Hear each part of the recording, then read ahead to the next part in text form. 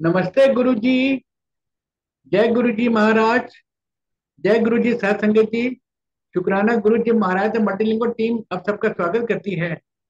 आज गुरु जी की आज्ञा से पॉडकास्ट सेशन स्टार्ट हो गया है। गुरु जी की असीम कृपा। हमारे बीच में बिलाती राम अंकल जी आए हुए हैं। अंकल जी आपका बहुत बहुत स्वागत है।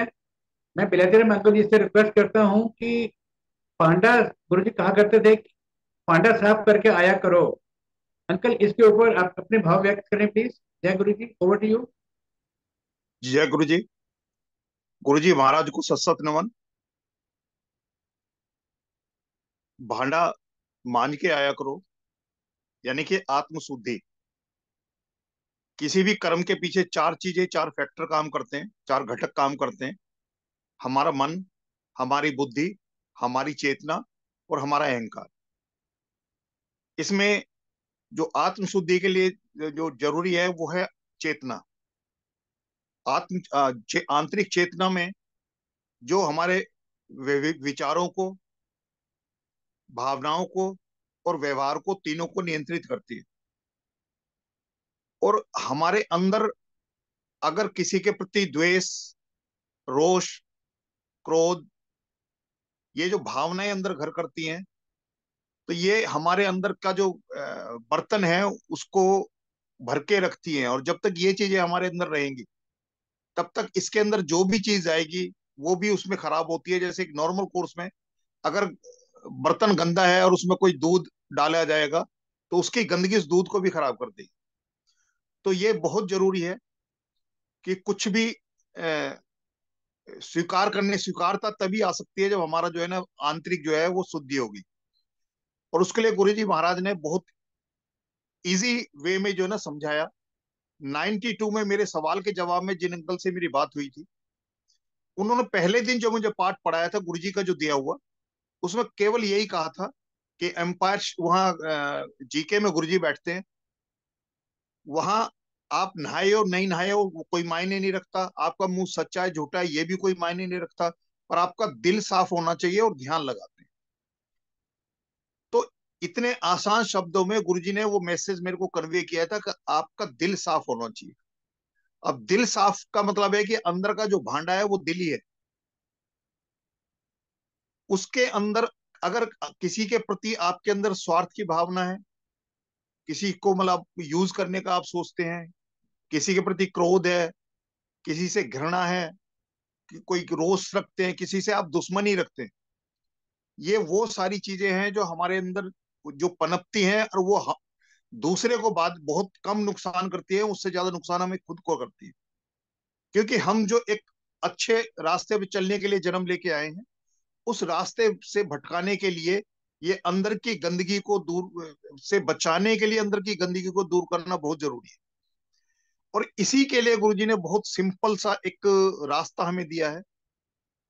जो गुरुवाणी है, जो सत्संग गुरुजी सुनवाते हैं, जो शब्द वाणी हमें सुनवाते हैं, वो हमारे अंदर के उन विकारों को, हमारी सोच में आए हुई गंदगी को, हमारी भावनाओं को जो प्रभावित करती है, जो हमारे कर्मों को करने में गलतियां करवाती हैं, जो हमारे को गुनाह के लिए उकसाती हैं, वो सारी चीजों का समाधान, समापन बहुत आसान है।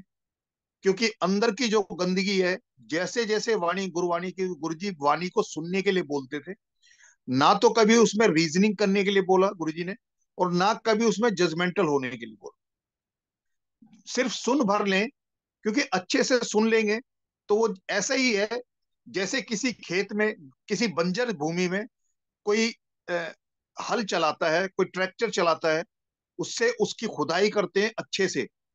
क्योंकि अगर मिट्टी को अच्छे से खोदा नहीं गया, उसकी अच्छे से निकाई गुड़ाई नहीं हुई, तो उसमें जो बीज डालेंगे उसको पनपने का मौका पूरा नहीं मिलेगा। और जैसी फसल एक किसान चाहता है उससे वो फसल नहीं निकल पाएगी। और उसके लिए बहुत जरूरी है कि मिट्टी को तैयार करना। तो ये तो बाहर की दुनिया के है, और बाहर की सफाइयों पे हम बहुत ध्यान देते हैं। अपने शरीर को अच्छे अच्छे साबुनों से, खुशबू के साबुन से मांज के धोते हैं।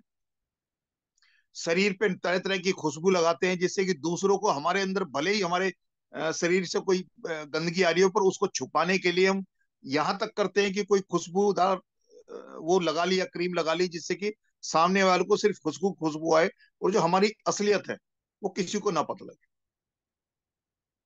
और बहुत से ब्यूटी पार्लर खुले हुए हैं जो बाहर की खूबसूरती को जो है वो करते रहते हैं। और पैसेज ऑफ टाइम, जो कुदरत ने हमें ये स्वरूप दिया है, ये जो खूबसूरती दी है, जो भी है, इसको मेंटेन करने के लिए हम बहुत कुछ करते हैं। एक उसके बाद भी वक्त के साथ साथ, उम्र के साथ साथ, ये पेरिसेबल चीज है, इसमें हमेशा ह्रास होता है। एक होता है इंसान की सूरत, जिसको संवारने के लिए हम जिंदगी का सबसे ज्यादा हिस्सा, समय का भी और पैसे का भी और साधन का सब लगाते हैं, और वो वक्त के साथ साथ घटता जाता है। उसके साथ इंसान का होता है एक सीरत, जिसमें आपका आचार है, व्यवहार है, बोलचाल है, एक दूसरे की परवाह करने का है। वो सारी चीजें जो है उसमें आती हैं। वो ऐसी चीज है जो इंसान को बाहर से किसी भी चीज को लाने की जरूरत नहीं है, आपके अंदर है। आप अपने अपने आप को खुद से आत्मविलोचन करें, अपने अंदर झांकें, और जो हमारी कमियां हैं वो मालिक के अलावा सिर्फ हमें ही पता होती है। क्योंकि दूसरे को तो तब पता लगती है जब हम कुछ कर गुजरते हैं, हमारे कामों से दिखती है दुनिया को कि भी ये आदमी कौन सा है। क्योंकि आज के वक्त में, कलयुग में, इंसान, दानव और मानव एक ही शरीर में विराजते हैं। और जो चेतना है, जो विवेक का जो अंकुश है, वो उस दानव को दबा के रखती है। और ऐसा भी वक्त होता है कि अगर हम चैतन्य, जो हमारा जो विवेक है, वो बताता है कि जैसे हम कुछ करने के लिए सोचते भी हैं, वो स्पष्ट रूप से बताता है कि हम सही करने जा रहे हैं, गलत करने जाते हैं, वो इंडिकेशन दे देता है। लेकिन हम वही अपने लोभ, लालच, स्वार्थ, या किसी से द्वेष, रोष, घृणा और क्रोध के वशीभूत होकर हम उन कामों को कर जाते हैं। और बाद में दुनिया जानती है कि ये जो है ना, इंसान ने एक हैवान का काम। और यही वो चीज है कि जो हमें, जो सही पथ है, जो माँ के गर्भ में जो वचन दे के आते हैं कि मालिक, इस गर्भ जून से निकाल, इस गंध से निकाल के हमें बाहर कर, तो तेरे को पाने के लिए हम काम करेंगे। ये सबसे बड़ी रुकावट यही है कि जब हम दूसरे के प्रति मन में गलत सोचते हैं, तो हमारा भी भला होना नामुमकिन है। तो गुरु जी कहें यही है कि अपनी सोच में भी हजार बार सोच लो कि कहीं किसी के बारे में गलत तो नहीं सोच रहे। और मैंने तो ये महसूस किया है कि अगर अपना भला चाहते हो, तो दूसरे के बारे में सोचना बंद कर दो। करना तो बहुत दूर की बात है, सोचना बंद कर दो। क्योंकि जैसे ही आप किसी के प्रति जो है गलत सोचना शुरू करोगे, वैसे ही उसका नुकसान बहुत बाद में होगा, नहीं होगा, ये बहुत समय के ऊपर डिपेंड है कि वक्त आपको ऐसा मिलेगा नहीं मिलेगा। लेकिन आपके अंदर जो है ना, वो गलत वायरस का काम करना शुरू कर दिया। क्योंकि एक गलत सोच जो है ना, आपके चार अच्छे कामों को पीछे कर देती है। जो वक्त, जो समय, जो सांसें, जो हम उस अपने अच्छे कामों में लगा सकते थे, हम एक गलत सोच अपने अंदर पैदा करके उन वो सारी डाइवर्ट होकर उस तरफ चली जाती। मैंने अपनी जिंदगी में कभी किसी को दुश्मन नहीं समझा। मैंने वो लाइफ में पन्ना ही नहीं लगाया अपने में जिसमें दुश्मनों के नाम लिखे जाते हैं। हो सकता है कोई मुझे दुश्मन समझता हो अपना, पर मैंने दुश्मन नहीं समझा।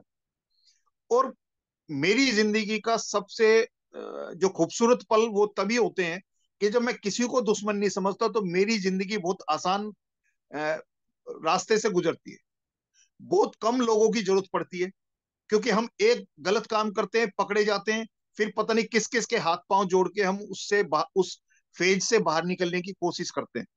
और अगर आप सीधे सीधे रास्ते जा रहे हैं, तो आपको रोकेंगे भी कम, टोकेंगे भी कम, और काम होने के बाद में आपको शाबाशी ज्यादा मिलेगी, गालियां कम मिलेगी। और हमारे अंदर जो चीजें वाणी में, वो सब कुछ है। हमारे अंदर की सफाई के लिए वो सब कुछ गुरु जी उसमें सुनाते हैं हमें। हमें किसी को, मतलब गुरु जी किसी एक दूसरे को ये बताते नहीं है कि विलायती के अंदर क्या कमी है, किसी दूसरे के संगत के अंदर क्या कमी है। पर उसको खुद को तो पता लग जाती है कि गुरु जी महाराज ने हमें वाणी के, शब्द वाणी के थ्रू, सत्संग के थ्रू हमारी कमियों को हमारे सामने ला के रख दिया। अब हमारी जिम्मेदारी है कि हम उनसे कैसे पार पाते हैं, उनको कैसे अपनी जिंदगी से, अपने मन से, अपने दिल से उनको कैसे दूर करते हैं। क्योंकि जब एक घर में कोई एक मेहमान भी आता है, हम किसी को इनवाइट करते हैं अपने घर में, तो हम अपने घर की कुछ चीजों को व्यवस्थित करते हैं कि वो घर में आए तो कम से कम उसको देखने में अच्छा लगे कि इसका रहने सहने का तरीका बहुत अच्छा है, इसका कपड़े पहनने का सलीका है, ये अपना बाल भाना सब कुछ जो है ना बहुत अच्छे से करता है। बर्तन जब उसके सामने कुछ खाने पीने की चीज लाते हैं उसको भी अच्छे से प्रेजेंटेशन करते हैं। वो सारी चीजें हम करते हैं कि वो इंसान वाह वाह करके जाए, ना कि किसी गलती को किसी उसको पॉइंट आउट करके जाए, या उसके दिल में भी आए कि भाई इसके यहाँ गया था और यहाँ मतलब जोड़े जूते ठीक से नहीं रखे थे, या इसके कपड़े ऐसे ही पड़े हुए थे, ये इसका घर बिखरा हुआ पड़ा था, इसके घर में जाले लगे हुए थे। वो सारी चीजें हम उस चीज का ख्याल रखते हैं किसी एक आम इंसान, एक किसी मेहमान को घर में बुलाने के लिए। ये जो महाराज गुरुजी महाराज को जब बुलाना है तो वो है हम, उन्होंने आना है, हमारे अंदर विराजना है। तो जब एक आम मेहमान के लिए हम इतना कुछ करते हैं, तो जब महाशिव को, जो गुरुजी को, जब हम अपने अंतर मन में उनको बुला के सिमरन के द्वारा जब उनको अपने अंदर विराजना चाहते हैं, तो अंदर भी हमें उससे कहीं ज्यादा सफाई, कहीं ज्यादा व्यवस्था और वो करने की जरूरत है। अगर हम नहीं करते तो महाराज विराजेंगे कहाँ? मान लिया हमारे अंदर ऑलरेडी कोई बर्तन भरा हुआ है और गंदे चीजों से भरा हुआ है, उसको महाराज को मांजने में, उसको साफ करने में, कराने में ही टाइम ज्यादा लगेगा। बनिस्मत की जो ब्लेसिंग्स गुरुजी देंगे, उसको रखने के लिए वो पात्र ही हमारे पास सुपात्र नहीं है। उस पात्र में इतना पहले से गंद भरा हुआ है कि उसमें जो भी चीज डाली जाएगी खराब हो जाएगी। तो बहुत जरूरी है कि महाराज जब हम उनका अपने अंदर विराजने के लिए उनको आह्वान करें, उनको आमंत्रित करें, उनको निमंत्रण दें, तो कम से कम हम, हमारी कोशिश होनी चाहिए कि जैसे बाहर अपने घर बाहर की, अपने शरीर की सबकी सफाई हम करते हैं कि प्रेजेंटेशन अच्छा हो, तो अंदर की भी सफाई उससे ज्यादा जरूरी है। कि जब रब को हम आमंत्रित कर रहे हैं या निमंत्रण दे रहे हैं, तो वो जहां आएंगे, जहां उनको हम विराजेंगे, उनके जहां बैठने का स्थान है हमारे मन मंदिर में, उसको भी उससे ज्यादा साफ होना चाहिए कि वो आए, उनको भी लगे कि हाँ, ये मेरी सच्ची संगत है, ये वाकई मुझे दिल से प्यार करती है, और इसकी जो पुकार है उसमें कोई स्वार्थ, कोई मांग, कोई शिकायत शिकवा, कोई इच्छा नहीं है। केवल प्यारवश होके इसने जो सिमरण किया है। क्योंकि जैसे ही हम किसी चीज का मन में एक उम्मीद लेके चलते हैं कि भाई ये करने से ये मिलेगा, तो वो एक तरह से कॉन्ट्रैक्ट एक्ट हो गया कि एक दूसरे के दोनों वचन देंगे उसमें। लेकिन असली जो अ, भक्ति है वो तभी है कि हम सिर्फ उनको प्यार करें, क्योंकि गुरुजी महाराज भी संगत को, सेवा को, सत्संग को, सिमरन को और शब्द वाणी को भी वो प्यार ही करते हैं। और हर शब्द वाणी जो गुरुजी महाराज ने चलाते हैं, हमें सुनवाते हैं, उसका एक ही जो पहला और आखिरी काम ही ये है कि हमारे अंदर जो भांडा, जो हमारा अंदर का भांडा है, उसको मांजने का काम करते हैं। एक शब्द में एक चलता है उसमें कि एक गुरुजी थे, उन्होंने जो है ना वो भांडा, एक लोटा जो है ना एक नाले में डाल दिया। उन्होंने अपने बच्चों से पूछा, बोला कि भाई ये नीचे लोटा गिर गया, इसको उठा लो। तो उन्होंने इतना ही कहा कि भाई कोई आएगा भी, सेवादार आते, उसको बोल देते, वो निकाल के दे देगा। उतने में ही उनके एक जो संगत थे, लैना सिंह जी, वो आए, उनको भी वही बोला जो उन्होंने अपने बेटों से बोला था कि एक वो ये लोटा इसमें गिर गया, नाले में गिर गया है, तो इसको निकाल दो। तो लैना सिंह जी ने एक क्षण का वो नहीं सोच ही नहीं लाए कि मैं इसमें जाऊं, कपड़े निकालूं, क्या करूं। और जैसे थे वो, जैसे गुरुजी महाराज के सामने उन्होंने अपने आप आए थे, वो मत्था टेका था, वैसे ही उठ के जो है ना सीधे नाले में गए, कूद गए, और नाले से वो लोटा निकाल के और उसको धोके मालिक को दे दिया। ये कहते हैं कि हमारे इतने माड़े कर्म हैं, इतना हमारा भांडा गंदा है, और गुरु को, अपने संगत को, पार करने के लिए, उसको शुद्ध करने के लिए ऐसे कीचड़ में, नाले में भी घुसना पड़ता है, उसको वहां से निकालने के लिए और उसको साफ करने के लिए। अगर हम खुद से, जो हमें मौका मिला है महाराज की उसमें, जो हमें रास्ते बताए गए हैं उस भांडे को साफ करने के लिए, मांजने के लिए, अगर हम खुद से प्रयास करें तो हो सकता है कुछ ऐसी मेहनत हो जो गुरुजी महाराज को ना करनी पड़े। और हम, जब गुरुजी महाराज हमारे उसमें अंतर मन में विराजें, जब सिमरन करें हम उनका, तो उनका जो जहां वो विराजेंगे, वहां पहले से ही उनका ऐसा स्थान बिल्कुल विशुद्ध हो, जिसमें कोई गंध, कोई ऐसा ना हो जिसको महाराज को पहले साफ करना पड़े और तब उसमें कुछ भरना पड़े। तो ये हमारी हमारी अपनी एक जो जिम्मेदारी है, कर्तव्य है, कि हम इससे पहले कि महाराज को से कोई अरदास करें, कि उनको अपने अपने उसमें बुलाएं, अपने सिमरन में भी याद करें, तो याद भी करेंगे, हर पल याद करेंगे, हर पल वो हमारे साथ होंगे। तो हमें हर पल उस, जो अपना जो पात्र है, उसकी शुद्धता के लिए, विशुद्धता के लिए भी हमेशा प्रयासरत रहना पड़ेगा। अगर हम उसमें चूकते हैं तो मालिक को कहीं ना कहीं होगा, कष्ट होगा। अगर जहां बैठने की जगह है उसके अंदर कोई ऑल पिन, कोई ऐसी चीज या कोई चुभने वाली चीज है, तो जो उस पर बैठेगा वो कंफर्टेबल नहीं होगा। और जब कंफर्टेबल नहीं होगा तो इसका मतलब है कि आपकी सेवा, आपका सिमरन, वो सब बेकार है। वो तभी कामयाब हो सकता है कि जब आप उस प्लेटफॉर्म को, उस जगह को जहां आप उनको विराजने के लिए एक अरदास करते हैं, वो बिल्कुल ऐसा हो जिसपे मालिक आके बिल्कुल कंफर्टेबल बैठे। और कम से कम समय में जो हमारे साथ जो उनका वास्ता है, जिसमें वो जो हमें गुरुजी जो बोलते हैं कि जो मैं देने आया था वो तो कोई मांगता ही नहीं है, तो उस रास्ते के लिए हम अपने आप को खुद से तैयार करें। वो यही कहते हैं कि हम मांगते तो बहुत कुछ है मालिक से, लेकिन अपने पात्र को, यानी कि पात्रता को बढ़ाते नहीं है। वो ठीक वैसे ही है कि 5 लीटर का बर्तन हम हाथ में लेके बैठे हैं और मालिक से 10 लीटर मांग रहे हैं। अब दाता को पता है कि ये मांग क्या रहा है, और इसने अपने उस जो पात्र है उसकी पात्रता को नहीं बढ़ाया, लेकिन इसकी डिमांड इतनी ज्यादा है। तो वो अगर देंगे तो उसका होगा क्या? वो मैक्सिमम जो है ना उस पात्र से बाहर जाएगा। तो ना वो किसी और संगत के काम आया वो ब्लेसिंग्स, और ना उस संगत के काम आई जो बार बार मांग मांग के महाराज से कोई किसी चीज को लेने का प्रयास कर रहा है। सबसे, ये जो अंदर का भांडा, मतलब जो अंदर का जो बर्तन है, बाहर की दुनिया की सफाई से कहीं ज्यादा जरूरी है अंदर की है। और अंदर की दुनिया, क्योंकि मैंने जब पिताजी के कमरे से लेके सुख सागर पढ़ना शुरू किया था, तो उसमें एक ही चीज था कि मालिक से मिलने के लिए जो रास्ता है, वो ये मतलब 100 मील पैदल चल के नहीं पहुंचता, उन तक नहीं पहुंचा जा सकता। वो आपके अंदर की दुनिया है, वहां से मार्ग निकलता है जो मालिक से मिलने के लिए जाना होता है, उस तक पहुंचना होता है।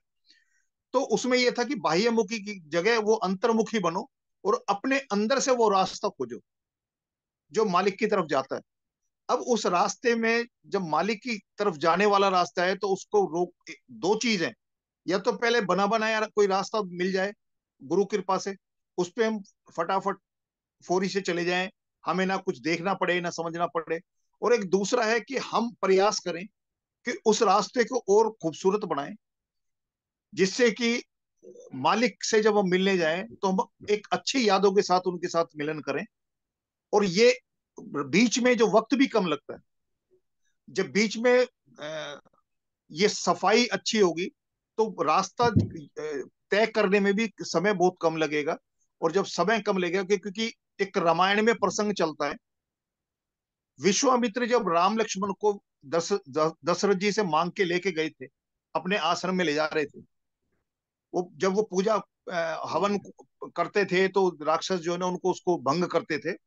तो उनके सुरक्षा के लिए, हवन की सुरक्षा के लिए वो उनको मांग के लेके गए थे। तो एक जगह वो जाके रुक गए, उनके पास वो उन्होंने बताया कि दो रास्ते हैं, एक 6 महीने में पहुंचता है उनके आश्रम पे, और एक एक महीने में पहुंचता है। तो उन्होंने पूछा था राम लक्ष्मण जी से कि भी आप कौन से रास्ते से जाना पसंद करेंगे। तो उन्होंने एक ही चीज बताई थी, पूछी थी कि गुरुजी इसमें से दोनों रास्तों में अंतर क्या है। तो उन्होंने कहा था कि जो 6 महीने में पहुंचता है वो बहुत हरे भरे पेड़ लगे हुए हैं, फलों से लदे हुए हैं, पूरा रमणीक स्थान है, कोई रास्ते में ना कोई पत्थर अटकता है ना कोई कांटा अटकता, बिल्कुल पैसेज फ्री है। आप घूमता फिरता आनंदित होता हो जो ना इंसान जाएगा, वो 6 महीने का रास्ता। और कहें जी 1 महीना, कह रहे 1 महीने में झाड़ जखाड़ हैं, कांटे हैं, पत्थर हैं, राक्षस हैं, वो सब कुछ है, उनसे उनका सामना करते हुए जो है ना वो पहुंच गए हैं, वो 1 महीने का रास्ता है। तो रामचंद्र जी ने एक ही चीज बोली थी, प्रभु राम ने, कि जब आपका लक्ष्य सामने हो तो इन बाधाओं से, कांटों से, पत्थरों से, राक्षसों से सामना करते हुए, उनके ऊपर विजय पाते हुए, उनका को साफ करते हुए अपने लक्ष्य को जितना जल्दी हो सके उसको प्राप्त कर लेना चाहिए। क्योंकि जब हम किसी अच्छे काम के लिए निकलते हैं तो मार्ग में ऐसी बाधाएं बहुत आती हैं, और अगर हम उससे बच के निकलना चाहते हैं तो ये जो जन्म जन्म मरण जो होता है कि कई कई जन्म लग जाते हैं उस लक्ष्य को प्राप्ति के लिए, वो तभी लगते हैं कि जब हम अपने आप को उनसे, उनको फेस करने से अपने आप को बचाना चाहते हैं। और यही वो है कि हमारे इस उसमें भी, हमारे अंदर में भी वो सारी चीजें मौजूद हैं। कोई चीज कांटे का काम करती है, कोई पत्थर का काम करती है जो ठोकर आती है, झाड़ झकाड़ होते हैं, कुछ राक्षस, कुछ जो हमारी जो भावनाएं जो है वो ऐसा काम करती है हमारे विचार में जो है ना, कुछ राक्षसों वाली जो प्रवृत्ति जो है वो करती है। उन सबको जीत के ही अपने लक्ष्य की प्राप्ति करना है, और लक्ष्य मालिक ने पहले ही तय कर रखा है। ये जिंदगी, कहते हैं कि जिंदगी, ये सांसें देने से पहले मौत का दिन तय हो जाता है, और उसी हिसाब से होता है कि सांसें कितनी मिली हैं। और एक, जैसे कहते हैं कि एक दिन में 24,000 सांसें, 24 घंटे में 24,000 सांसें एक इंसान लेता है नॉर्मल उसमें। अगर अच्छा काम करता है वो, अगर बिल्कुल ठीक रास्ते पे चल रहा है, तो सांसों का कम खर्चा होता है। और जैसे ही हम कुछ बुरा सोचते हैं, हम किसी के ऊपर गुस्सा करेंगे, तो हम खुद देखेंगे कि हमारी सांसों की जो धोखनी है वो बहुत ज्यादा चलती है। गलत काम में हमारी सांसें सांसें ज्यादा खर्च होती हैं, और अच्छे काम में कम होती हैं। जब आप पूजा पाठ भक्ति में बैठोगे, जब सिमरन में बैठोगे, तो आप, हमें खुद पता लग जाएगी कि हमारी सांसों की गति कितनी मंदिम हो जाती है, बहुत हल्की हो जाती है। और जो काम क्रोध में या गुस्से में जो है ना, जो जितने पीरियड के अंदर हम 24,000 सांस लेंगे, उसी पीरियड में जब हम किसी अच्छे काम को करने के लिए चलेंगे, क्योंकि अंदर जो है ना हलचल नहीं, उत्तेजना नहीं होती सही काम करने के लिए। साहस तो होता है, उत्साह भी होता है, लेकिन उत्तेजना नहीं होती, तो उसमें सांसों का खर्चा कम होता है। तो जो सांसें उससे बची हैं वो आगे सिमरन में और काम आएंगी, किसी अच्छे और काम में आएंगी। तो क्यों हम अपने अंदर काम, क्रोध, मोह, लोभ, किसी के प्रति दुश्मनी का भाव, किसी के प्रति घृणा, ये निंदा चुगली, ये सारी चीजों में लगा के उन सांसों का खर्चा करते हैं, जो कहते हैं कि अमोलक है। सांसों का कोई मोल नहीं है। सारी दुनिया की दौलत भी हाथ में आ जाए पर एक सांस नहीं ले सकते। ये गुरु जी महाराज की कृपा, मालिक की कृपा हो जाए तो कितनी सांसें वो बख्श सकते हैं, ये उनके हाथ है। क्योंकि रीराइट करने की पावर उनके पास है। जो हम अपने भाग्य में अपने कर्मों से लिखा के आए हैं, जो हम भुगतने के लिए जन्म हमने लिया है, क्योंकि भूल सुधार के लिए जन्म हुआ है। जो पुरानी गलतियां हैं उनको सुधारने का एक मौका मिला है प्रभु की तरफ से। और अगर इसमें भी हम चूक गए तो फिर बार बार लौट के इसी दुनिया में आना पड़ेगा। और जब तक इनसे हम अपना हिसाब किताब जीरो नहीं कर लेते, शून्य नहीं कर लेते, तब तक इसी चक्रव्यूह में घूमते रहेंगे। मालिक ने हमारा हाथ पकड़ा, उनका प्रयास सच्चा है, और उस सच्चे में हम अपने प्रयासों को भी इसमें जोड़ दें, कि जो वो हमारा भांडा जो उनको साफ करना पड़ रहा है, उसको हम खुद भी, जो हमें वो समझाते हैं वाणी के थ्रू, शब्दों के थ्रू, सत्संग के थ्रू, उसमें हम अपनी तरफ से भी उसी रास्ते पे प्रयास करें। और जब गुरुजी महाराज जिस रास्ते पे हम ले जा रहे हैं हम उसी रास्ते पे चलेंगे, तो रास्ता भी सुगम होगा, और जो लक्ष्य है उसकी प्राप्ति भी सुगम होगी। और यही है कि बाहर की सफाई से ज्यादा हम मालिक को जहां विराजना चाहते हैं अपने अंदर, उसकी सफाई का हमेशा ध्यान रखें, निरंतर उसको इस लायक बना के रखें कि मालिक जब चाहें उस पे आके विराजें, और हमारे सिमरन और यादों में तो वो हमेशा बसे रहने चाहिए। क्योंकि सांसों के साथ सिमरा में तेरा नाम, वो ये तभी है कि आती और जाती सांस, क्योंकि हमें नहीं पता कि आखिरी सांस कब आनी है। तो हर सांस में मालिक हमारी उसमें रहें, सिमरन में, तो तब जाके जो है हम उन तक पहुंचने का रास्ता प्रशस्त कर सकते हैं अपने लिए। मालिक तो जो कर रहे हैं वो तो कर ही रहे हैं, वो हमारे हजार गुनाह को माफ करके भी वो हमें उस रास्ते पे चला रहे हैं जिस रास्ते पे चलने के लिए हमने खुद वचन दिया है। ये मालिक का वचन नहीं है, ये हम माँ के गर्भ में खुद वचन दे के आए हैं कि हमें इस नर कुंभी से बाहर निकाल, हर वो कर्म करेंगे जो तेरे को पाने के लिए होगा, जो तेरे तक आने के लिए होगा। लेकिन बाहर आके वो सारी चीजें जो हमारे अंदर के जो बर्तन को जो है ना गंदा करते हैं, जो आत्म शुद्धि के लिए बहुत जरूरी है कि इन चीजों से हम पीछा छुड़ाएं। और जब हमारे मन में किसी के प्रति द्वेष भाव, किसी के प्रति घृणा, ये निंदा, चुगली, दुश्मनी के जो भाव हैं, ये जैसे जैसे खत्म होते जाएंगे, हमारे मन में स्थिरता आने लगेगी और एक समता आएगी। दुख आए या सुख आए, सबको मालिक का प्रसाद समझ के हम ग्रहण करेंगे। और साथ में ना हमें दुख दुखी कर पाएगा और ना सुख आंदोलित कर पाएगा। और वो ऐसी स्थिति है कि जैसे पानी में अगर आपने अपनी आकृति देखनी है, प्रतिबिंब देखना है, तो पानी का स्थिर होना जरूरी है। और मालिक का सही जो ब्लेसिंग्स की जो कृपा है उसको फलते फूलते देखना है, तो हम अपने मन को स्थिर करना होगा। उसमें कोई हलचल या उठापटक चलती रहेगी तो हम अपने मार्ग से विमुख होंगे, भटकेंगे, और फिर मालिक को कोशिश करनी पड़ेगी कि हमें सतमार्ग पे लाने के लिए। तो कुमार्ग से सतमार्ग पे आने का जो रास्ता जिसके लिए गुरुजी ने हाथ पकड़ा है, हमें उसके लिए प्रयास करना चाहिए कि मालिक जो चाहते हैं हमसे कराना, जिसके लिए उन्होंने अपनी शरण में लगाया है, उस रास्ते पे हम चल निकले, उस रास्ते पे चल निकले, और जहां तक वो पहुंचाना चाहते हैं वहां हम पहुंच सके। और उनके उस चुनाव को जो उन्होंने हमें चुना है और संगत को इकट्ठा किया है, गुरु परिवार बनाया है, वो सब जब भी आपस में मिले तब आप एक दूसरे को पॉजिटिव वाइब्स दें। जो गुरुजी से मिलती हैं उनको आगे पॉजिटिव वाइब्स दें। कोई भी ऐसी आपस में बैठ के कोई इस तरह की सोच एक दूसरे को कन्वे ना करें, बल्कि दूसरा का अगर उसकी सोच में कहीं आपको लगता है कि कुछ दोष है, तो उसके लिए कोशिश ये करें कि संवाद वैसा करें जिससे कि उसके अंदर की वो खत्म हो। जय गुरु जी।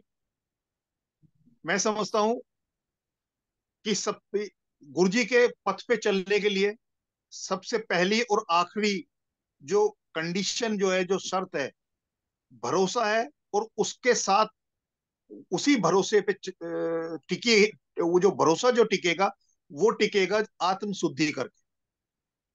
जब हम अपने अंदर के भांडे को मांज लेंगे तो भरोसा टिकने के लिए वो प्लेटफॉर्म तैयार हो जाएगा, यानी कि वो मिट्टी तैयार हो जाएगी जिसमें भरोसे का बीज उगेगा और उस पे समर्पण के फल लगेंगे। जय गुरु जी। जय गुरु जी। बिलाजना ममता जी, आपने बहुत ही सुंदर शब्दों में, सरल भाषा में आत्म शुद्धिकरण के बारे में बताया। गुरु संगत को बहुत ही अच्छे से मैसेजेस मिलेंगे। सही में निसंदेह हमें अपना भांडा साफ करना ही है। अब नहीं करेंगे तो कब करेंगे। बहुत ही अच्छा मैसेज आपका। जय गुरु जी। मल्टीलिंगुअल पॉडकास्ट टीम की तरफ से आपका बहुत बहुत धन्यवाद। जय गुरु जी अंकल। जय गुरु जी संगत जी। जय गुरु जी।